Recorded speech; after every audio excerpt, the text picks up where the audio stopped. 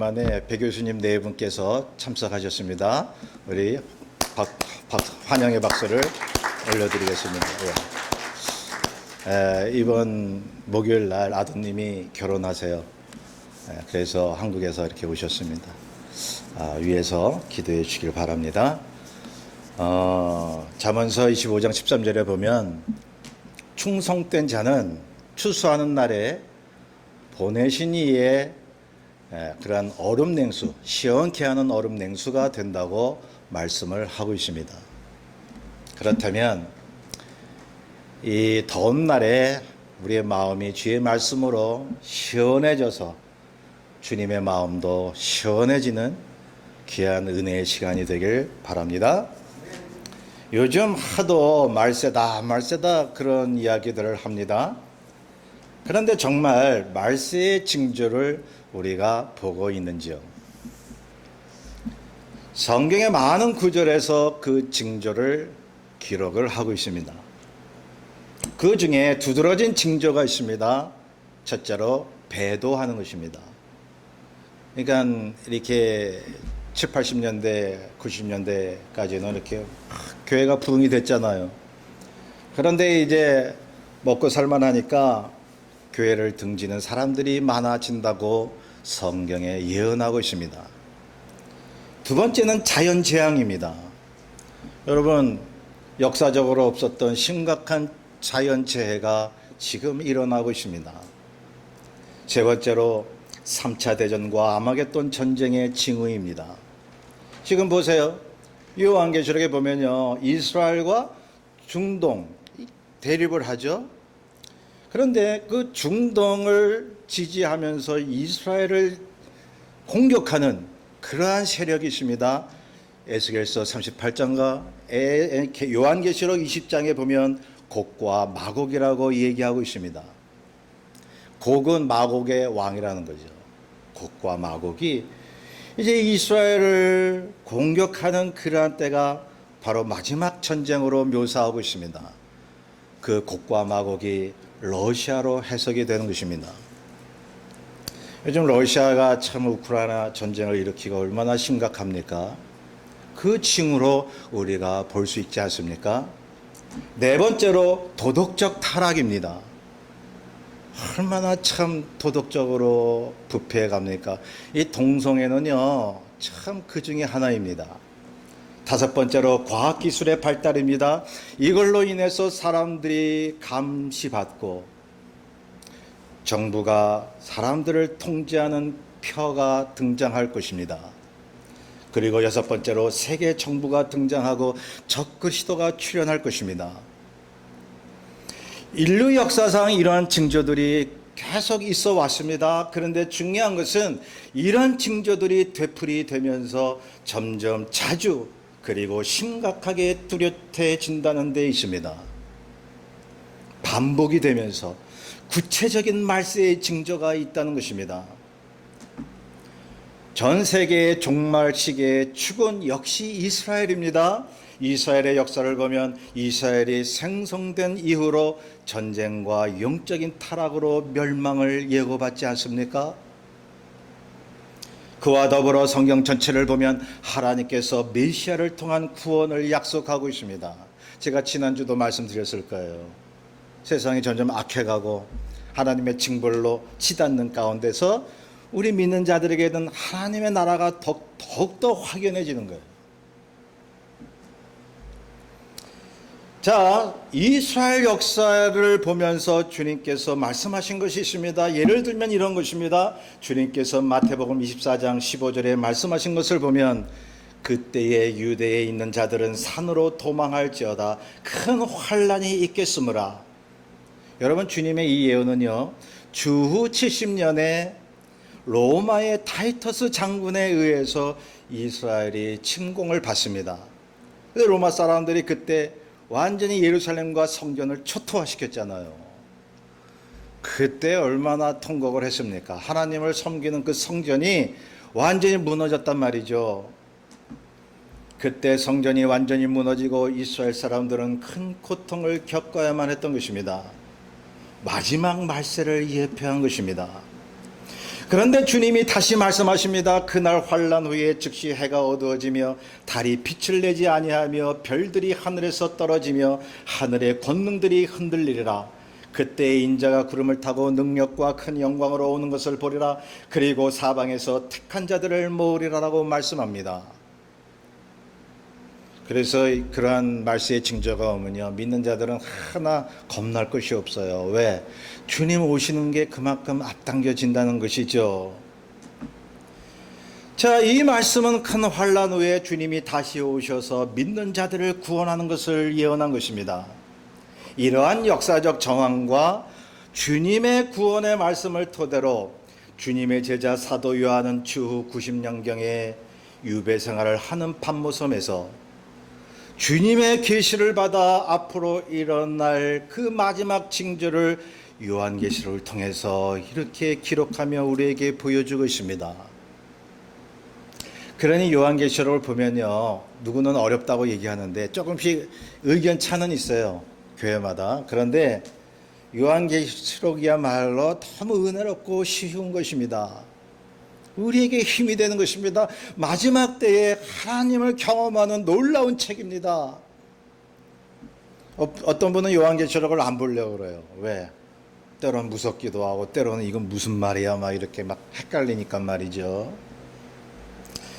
자, 이 요한계시록은 구약의 이스라엘의 역사, 전쟁의 역사를 토대로 또한 이스라엘의 문화와 종교를 토대로 기록되었다는 것을 여러분 아셔야 될 것입니다. 그래서 구약을 모르면 요한계시록을 모르는 것이요, 요한계시록을 모르면 앞으로 일어날 하나님의 역사를 모르게 되는 것입니다. 그러니 구약이 지나간 말씀인가요? 아니죠. 미래의 말씀이에요. 4,000년 전, 몇천 년 전의 역사가 하나님이 미래에 이룰 그러한 역사라는 것입니다. 자, 그래서 이스라엘의 그러한 모든 역사를 재조명하면서 앞으로 일어날 일들을 기록한 책, 과거의 사실을 기반으로 미래의 마지막 심판과 구원을 예언한 책, 하나님의 성령으로 영감된 책이 이 요한계시록인 것입니다. 저는 작년 8월 달 기억하시나요? 이 본문 앞에 4장을 가지고 말씀을 전한 바 있습니다.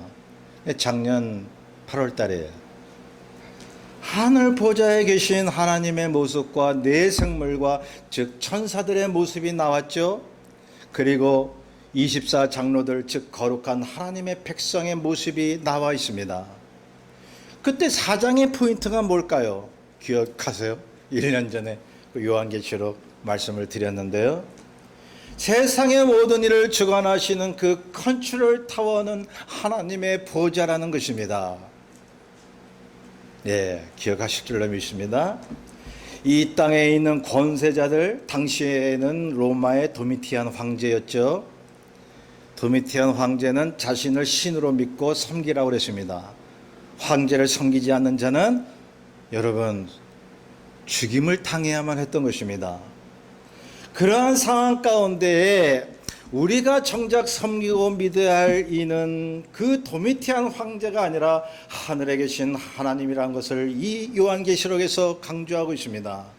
하나님이 모든 것의 주인이시라는 것을 말씀해 주고 있습니다.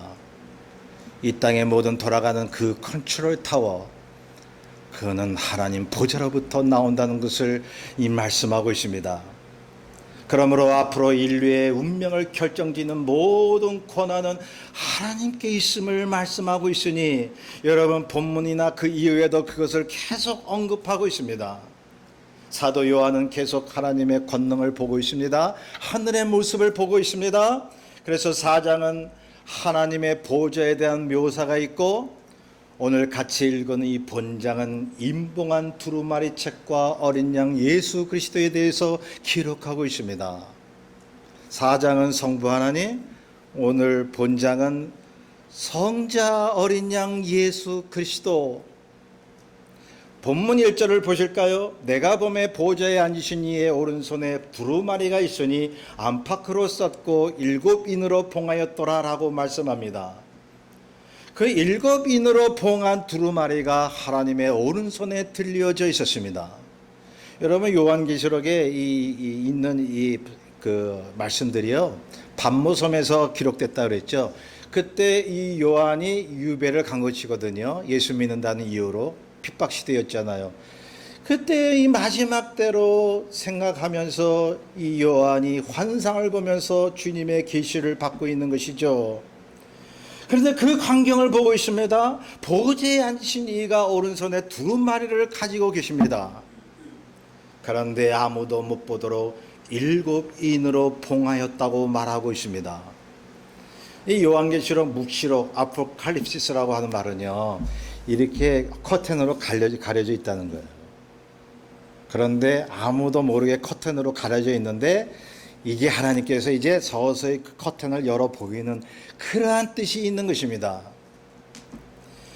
이 두루마리에 뭐가 쓰여져 있을까요? 안팎으로 쓰여졌다고 했으니 하나님의 일이 얼마나 하실 일이 많았으면 안팎으로 쓰여져 있을까요?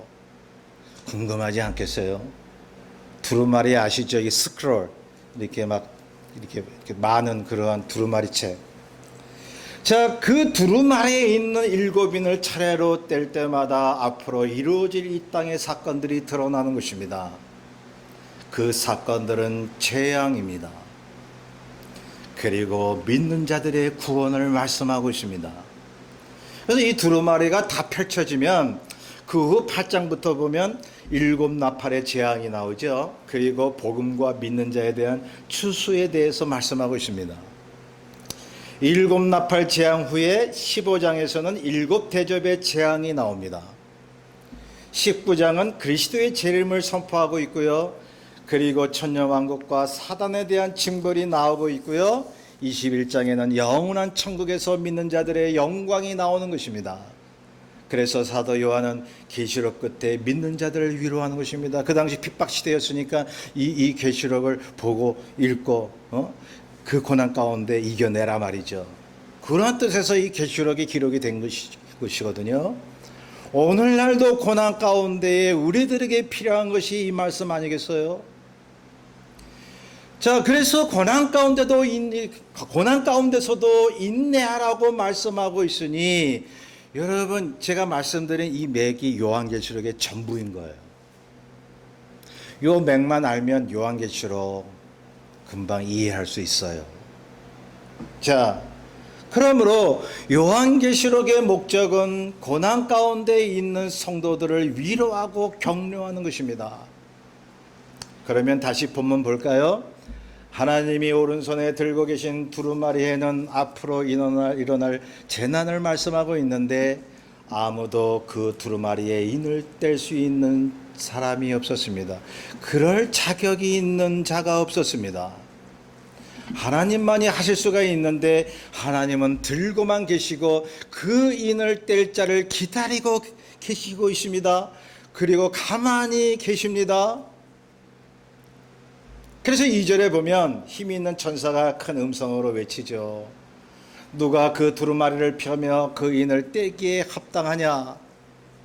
여기서 힘이 있는 천사란 사탄보다 힘이 훨씬 센 지혜롭고 자비로운 천사를 말하는 것이니 늘 믿는 자와 함께하는 하나님이 보내신 천사를 이야기합니다.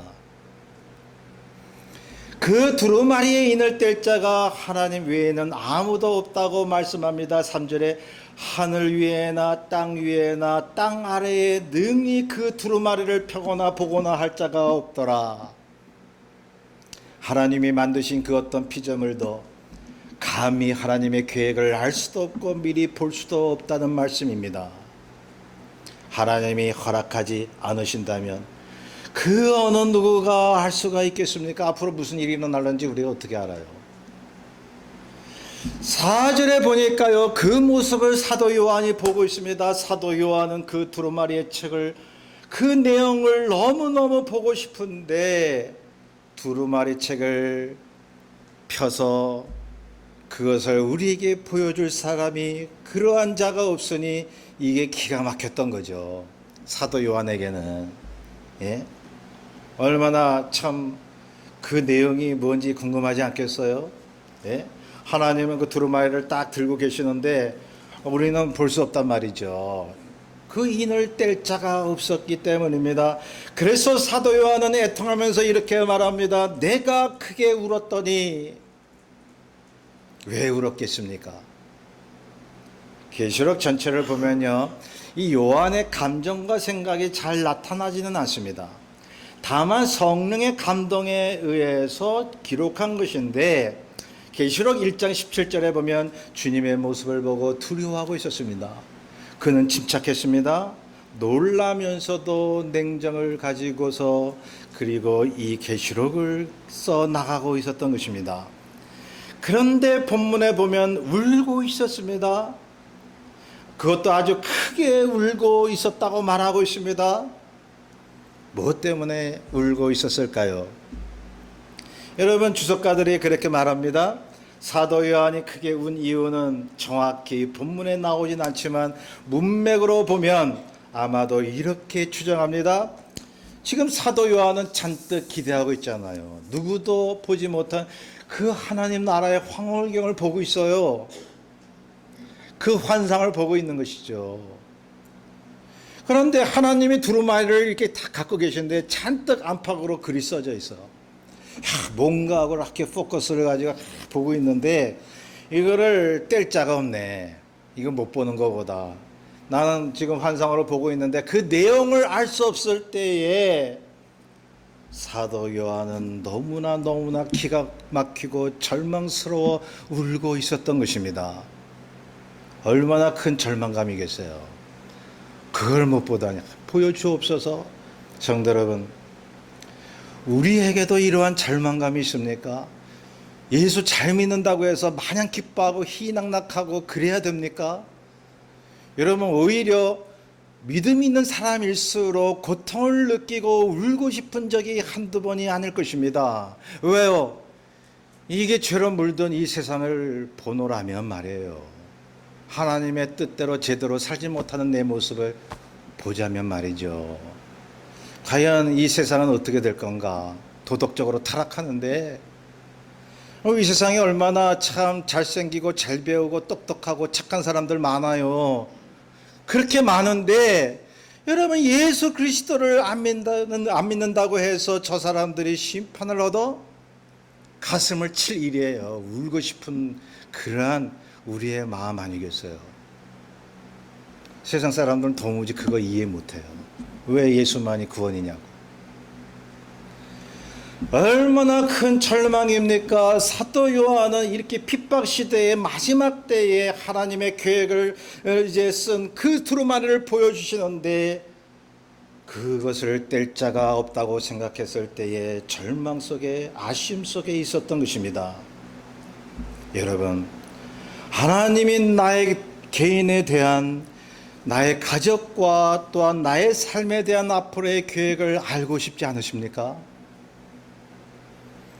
지금 내가 고난 가운데 있고 문제가 풀리지 않는 가운데 있는데 답답한데 주님, 나에게 어떤 계획을 갖고 계신가 하면서 기도해도 좀처럼 알 수가 없을 때 가슴을 치고 크게 울고 싶은 때가 있지 않았어요? 여러분, 점치는 식으로 내가 어디에 땅을 사면 땅값이 올라서 내가 부자가 되고 내가 뭘 하면 내가 세상에서 성공하고 그것을 알고 싶어서 가슴을 치는 것이겠습니까? 그것이 아니라는 것입니다. 정말로 우리가 알고 싶은 것은 하나님이 나에게 어떤 사람이 되기를 원하시는가? 어떻게 하나님의 일을 하고 어떻게 하나님의 뜻대로 세상을 살아갈 것인가? 이 땅이 죄로 난무하고 많은 사람들이 타락하고 있을 때, 교회조차도 부패해가고 있을 때에 그러한 상황 가운데서 하나님의 뜻이 무엇인가를 알고 싶어서 가슴을 치고 기도하신 적이 있나요? 그러니까 사람의 일만 나타나고 세상 소리만 시끄럽고 하나님의 음성은 들리지 않는단 말이죠. 답답한 거예요. 여러분, 그걸 알고 싶은 절박함이 이 사도 요한같이 우리에게 있나요? 하나님의 뜻을 알고 싶은데 알 수 없어서 오는 그 절박감이요, 만약 우리도 사도 요한같이 크게 울면서 기도한다면 하나님이 보여주지 않겠어요? 꿈을 통해서, 마음의 확신을 통해서 우리에게 지혜를 주심으로 말이죠. 누구를 통해서요? 우리가 믿는 예수 그리스도를 통해서인 것입니다. 그걸 믿으시기 바랍니다. 여러분들은 주님을 믿고 이 주의 전을 찾은 사람들입니다. 자, 5절에 봅니다. 장로 중에 한 사람이 사도 요한에게 말합니다. 여기서 장로란 모든 성도들의 대표를 말하는 것입니다. 24 장로를 이야기하는 것입니다. 이 24는 구약의 12지파와 예수님의 제자 12에서 온 것입니다. 모든 성도의 대표가 여기에 24 장로로 나오고 있습니다. 그 장로가 이렇게 요한에게 말합니다. 울지 말라, 유다 지파의 사자 다윗의 뿌리가 이겼으니 그 두루마리와 그 일곱인을 떼시리라. 하나님이 장로를 통해서 그 두루마리의 인을 뗄 유일할 분이 있다고 말씀하시는 것입니다. 유다 지파의 사자 다윗의 뿌리이신 분 예수 그리스도이신 것입니다. 주님은 다윗의 혈통으로 나셨죠. 구약에 그렇게 예언되었죠. 하나님은 다윗을 통해서 영원한 왕조와 메시아를 예언하셨습니다. 그 예언을, 그 다윗의 언약을 예수 그리스도께서 성취하신 것입니다. 그러니 그는 하나님과 동등된 분이고 모든 권능을 가지신 분이니 다윗의 혈통으로 오셨다 할지라도 다윗의 뿌리라고 본문에 말씀하고 있습니다. 예, 다윗의 후손이 아닌 다윗의 뿌리가 되신 우리 주님, 그 메시아가 바로 예수 그리스도인 것입니다. 그분은 하나님과 동등하신 분이며 육신으로 오셔서 우리 죄와 마귀의 일을 이제 멸하시고 십자가에 죽으셔서 사흘 만에 부활하사 우리 믿는 자들의 모든 저주를 끊게 하시고 자유케 하셨습니다. 그분은 혈통으로 다윗의 후손으로 오셨으나 태초의 근본이신 분이기에 다윗의 조상이 되신 것입니다. 왜 장로가 사도 요한에게 이 말씀을 했을까요? 울지 말라, 유다 지파의 사자 다윗의 뿌리가 이겼다고, 그 두루마리와 그 일곱인을 떼시라고 왜 장로가 사도 요한에게 이 이야기를 했을까요? 말씀드린 대로 이 장로는 모든 성도들의 대표인 것입니다. 그래서 장로가 이 말을 했다라고 하는 것은 구원받은 모든 성도들이 다윗의 뿌리이신 예수 그리스도를 구주로 고백하고 또한 구원을 받아 그리스도를 통해서 하나님이 앞으로 하실 일을 알게 되는 놀라운 은혜를 받았다는 것을 말해주고 있습니다. 성도들이 그렇게 고백하고 있다는 거예요. 장로가 이렇게 얘기했다는 것은 오직 그분만이 일곱인을 뗄 수 있음을 하나님이 보여주고 계십니다. 오직 그리스도를 통해서만이 하나님의 뜻을 할 수 있습니다. 그리스도를 통해서만이 하나님 앞에 나아갈 수 있음을 선포하고 있는 것입니다. 예수 외에 다른 이름으로는 구원이 없습니다. 예수 외에는 하나님의 계시를 열 자가 없는 것입니다. 그러니 성도 여러분, 개인적으로나 지금 보죠. 앞으로의 상황을 알고 싶을 때 하나님께 기도하되 주 예수 그리스도의 십자가의 공로 그 보혈을 의지하고 기도하시란 말이죠. 그냥 막연히 기도할 게 아니라 우리의 진정한 중재자, 우리의 구세주, 우리 예수 그리스도의 십자가의 피, 그 보혈의 공로를 의지하며 하나님 앞에 나아가실 때에 우리 주님께서 하나님의 두루마리의 인을 떼셔서 우리에게 보여주시는 것입니다. 중재자 예수 그리스도, 그분 없이는 아무것도 되지 않음을 보여주고 계시는 것입니다. 예수 그리스도만이 우리의 계획을 보여주시는 분. 6절에 보면 그 어린 양을 사도 요한이 보고 있습니다. 보호자와 네 생물과 장로들 사이에 한 어린 양이 서 있는데 일찍이 죽임을 당한 것 같더라. 그에게 7뿔과 7눈이 있으니 그 눈들은 온 땅에 보내심을 받은 하나님의 7영이더라. 여러분, 주님이 이 땅에 사실 때 실제로 7뿔이 있고 7눈이 있으셨단 말입니까? 아니죠. 하나님 아들 예수 그리스도의 권능을 그렇게 상징적인 언어로 말씀하고 있는 것이죠. 사도 요한이 본 것은 하나님의 보좌와 뇌생물입니다. 여기서 뇌생물은 천사들을 말하는 것입니다. 그리고 장로들, 모든 성도들 사이에 한 분이 서 계셨는데 그분이 바로 어린 양 예수 그리스도라고 말씀하고 있습니다. 그런데 그 어린 양이 일찍이 죽임을 당한 것 같더라라고 말씀하고 있죠. 왜 예수 그리스도를 어린 양이라고 말하고 있습니까? 구약시대부터 그것이 그렇게 예언대로 이루어져 왔습니다. 구약시대에 이스라엘 백성들이 하나님 앞에 제사 드릴 때에 자기들의 죄를 어린 양을 잡아서 속죄받았습니다. 하나님께서 그 어린 양의 제사를 받으시고 그 어린 양의 죽음을 가지시고 어린 양이 죽는 대신에 백성들의 흉악한 죄를 사해 주셨던 것입니다. 십자가에서 우리를 위하여 죽으신 분, 십자가에서 우리의 죄를 속량하신 분, 우리 대신 그 죽음으로 우리를 사랑하신 분, 그래서 예수 그리스도를 어린 양이라고 부르신 겁니다. 여러분, 성경에 어린 양 없이는 성경이 기록되질 않습니다. 이 요한계시록의 중심 키워드가 뭐냐 하면 어린 양 예수 그리스도인 것입니다. 여러분, 다른 기절도 보세요. 어린 양. 어린 양 없이는 이 계시록을 기록할 수가 없습니다. 주께서 십자가에서 우리를 위하여 죽으신 그 어린 양이 아무도 뗄 수 없는 하나님의 손에 있는 두루마리 그 인을 떼시기 시작하십니다. 우리에게 앞으로 일어날 일들을 세세하게 보여주고 계십니다. 자, 그런데 계속 봅니다. 어린 양에게 무엇이 있다고 했습니까? 말씀드린 대로 7뿔과 7눈이 있고 그것들은 온 땅에 보내심을 받은 하나님의 7영이라고 말씀하고 있습니다. 여러분, 여기 7이라는 숫자는 개수를 말하는 숫자가 아니에요. 여러분, 7은 완전의 숫자입니다. 완전하다는 영적 의미가 있습니다. 그러니 이 7일을 걸려서 하나님께서 세상을 창조하셨잖아요. 그런데 7일째에 쉬셨죠. 그것도 하나님께서 6일 동안에 일하시는 거에 포함이 된 거예요. 여러분, 7일날 7일째에 쉬셨다라고 하는 것은요, 완전한 그런 하나님의 사역을 이루셨다는 것을 말씀하고 있는 것이죠.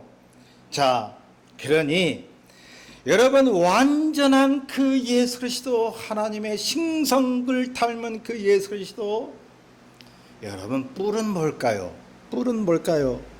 여러분, 구약에 보면 케렌이라고 하는 그러한 히브리 단어가 나오는데 성막에 보면 이 번제단에 양쪽에 4개의 뿔이 있었습니다.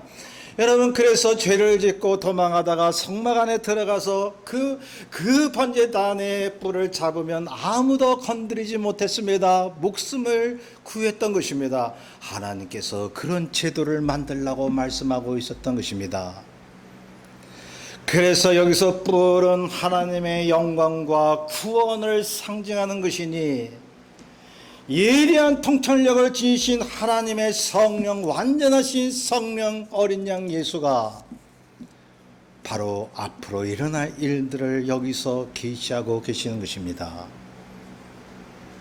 그러니 하나님께서 두루마리를 계속 들고 계신 것은 아무도 이 인을 뗄 자가 없다는 것이고, 어린 양 예수 그리스도로 말미암아 떼게 하셨으니 그 어린 양 예수가 신성을 가지신 그 주님이 당신 하나님 본인을 얘기하시는 거잖아요. 하나님 외에 이 계시를 할 자가 어디 있겠습니까? 인간이셨으며 하나님과 동등하신 분, 오직 그분만이 이 두루마리의 인을 떼실 수가 있으십니다. 여러분, 7절 보세요. 그 어린 양이 나와서 보좌에 앉으신 이의 오른손에서 두루마리를 취하시니라. 그 어린 양이 두루마리를 취하시자 모든 피조물들이 그 어린 양 앞에 절을 합니다. 8절에 보세요.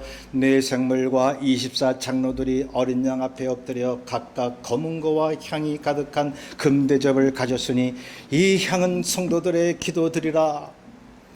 거기 성도들의 기도가 담겨져 있습니다. 여러분, 그러므로 세상에 일어날 일들, 재앙이든 하나님의 구원이든 어떠한 하나님의 사역이든 성도들의 기도를 통해서 이루어지고 있음을 주님께서 선포하고 계십니다. 성도들의 기도 없이는 하나님이 일하시지 않는다는 거예요. 자, 성도 여러분, 성도들이 주님 앞에 엎드려 찬양과 금대접을 드리는데 향이 가득한 금대접이라고 했으니 기도를 그렇게 표현한 것입니다. 여기 보세요. 우리의 기도와 찬양에 천사들이 함께하고 있습니다. 하나님이 천사들로 하여금 우리의 기도와 예배를 돕게 하시는 것입니다. 마태복음 18장 10절에 말씀하기를 천사들이 믿는 자와 함께한다고 말씀하고 있습니다. 천국에 가서든 이 땅에 사는 동안이든 믿는 자들에게 누가 함께해요? 성령님이 함께하시죠. 그리고 누가 함께해요? 성령님이 누굴 대동해요? 천군 천사를 대동한단 말이죠. 그러니 우리가 천국 가서도 천사들이 우리를 보호하고 있는 거예요. 그 천사들과 우리가 서 있고 하나님이 계신데 하나님과 천사와 우리 사이에는 어린 양 예수 그리스도가 중재하고 계십니다. 그 천국의 모습을 보면서 여러분, 어제나 오늘이나 영원토록 동행하신 우리 주님이 이 짧은 세상 사는 동안에도 그렇게 동행하시지 않겠습니까? 믿으세요. 예, 믿어버리세요. 지난 주일날 말씀드렸듯이 믿으시면 좋지 않겠습니까? 세상 믿지 마시고 하나님의 영감단 이 말씀을 믿으세요. 자, 여기 보면 하나님이 우리의 찬양과 기도에 아주 좋은 향이 난다고 말씀하고 있습니다. 여러분, 구약의 성막에 보면 지성소 들어가는 문이 있었습니다. 성소가 있고 지성소가 있는데 거기에 휘장이 이렇게 쳐져 있었습니다. 그 지성소에 들어가는 그 휘장 가운데에 분향단이 있으니 거기에 연기가 끊이지 않도록 늘 향을 피웠던 것입니다. 그래서 그 성소 안에는 늘 연기로 자욱했죠. 하나님이 그걸 기뻐하셨습니다. 분향단에서 그 피어오르는 향은 바로 백성들의 기도를 상징하고 있으니 그것이 올라가서 하나님 보좌에 다 하나님이 그 기도대로 인도하신다는 것이니, 여러분, 유형론적으로 해석하면 구약의 모든 그러한 역사와 모양들이 우리 지금 이 시대를 사는 우리들의 기도 생활, 신앙생활의 모습이 아니겠습니까? 우리의 기도를 기뻐하시는 우리 주님, 향이 가득한 기도를 받기 원하십니다. 하나님이 원하시는 기도를 받기를 원하십니다. 여러분, 요한계시록에 보면 크게 두 가지 기도의 유형이 나오고 있으니 두 가지인데요. 첫째로 요한계시록 6장 9절에 보면 신원의 기도가 있습니다. 신원의 기도. 이 신원의 기도는 원수 갚아달라는 기도입니다. 거기 6장 9절에 이렇게 얘기합니다. 주님 때문에 고통당하고 손해보고 핍박당하고 죽임을 당하고 천국에 온 자들이 주님 앞에 이렇게 기도합니다. 주여, 땅에 있는 자들을 심판하여 우리의 피를 갚아줄 때가 언제입니까? 라고요. 여러분, 시편에도 나오고 말이죠. 믿는 자들이 억울하게, 주님 때문에 억울하게 정말로 이 땅에서 산 사람들, 주님 앞에 그렇게 기도할 수 있단 말이죠. 주님, 내가 주님 때문에 저 사람에게 이렇게 당하고 내가 목베임을 당하고 세상에서 따돌림을 당하고 억울한 일을 당하였나이다. 내가 인내하고 주님 때문에 참고 살았사오니 원수 갚는 것은 주님께 있나이다. 그날이 언제옵나이까라고요. 여러분, 주님께서 보상해 주세요. 그거 안 믿으면 우리가 어떻게 신앙생활을 해요? 억울해서 못하겠어요. 믿지 않는 자들에게 너는 예수 믿으니 왜 그렇게 사냐고.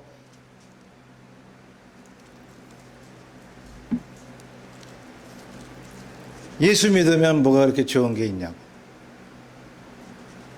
세상에서 자기 뜻대로 멋대로 살아야지.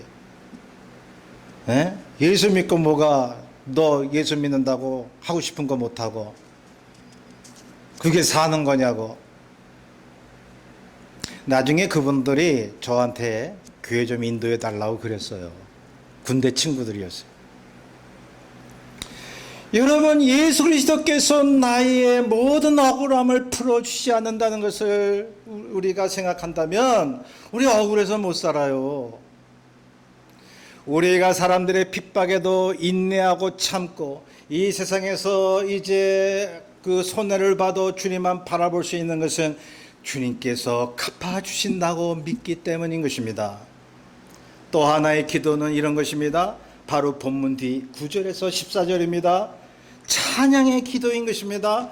두루마리의 인봉을 떼시기에 합당하신 어린 양을 찬양하고 있습니다. 그분의 죽으심과 구속하심과 그 영광을 찬양하고 있습니다. 성도 여러분, 본문의 중심 주제가 무엇입니까? 어린 양 예수 그리스도의 중재하심과 그분을 통해 하나님의 하실 일을 말씀하고 있는 것입니다. 그러므로 하나님이 이 땅과 하늘나라에서 펼치실 모든 사역과 일들이 예수 그리스도가 아니고서는 일어날 수 없다는 것을 말씀하고 있습니다. 앞으로 이 땅에 어떤 일이 일어나든지 또한 개인적으로 불확실한 길을 걸을 때에 오직 예수 그리스도의 이름과 십자가의 공로를 부여잡으시기를 바랍니다. 하나님이 모든 일을 어린 양 예수 그리스도의 이름으로 행하시니 주님만 의지하면 우리의 앞날이 세상 재난 가운데서도 형통하게 될 줄로 믿으시기 바랍니다. 주 예수 그리스도의 이름으로 여러분에게 하나님의 축복과 은혜만이 넘치시기를 주의 이름으로 간곡히 축원합니다. 우리의 뜻을 잘 생각하며 492장을 찬송합니다.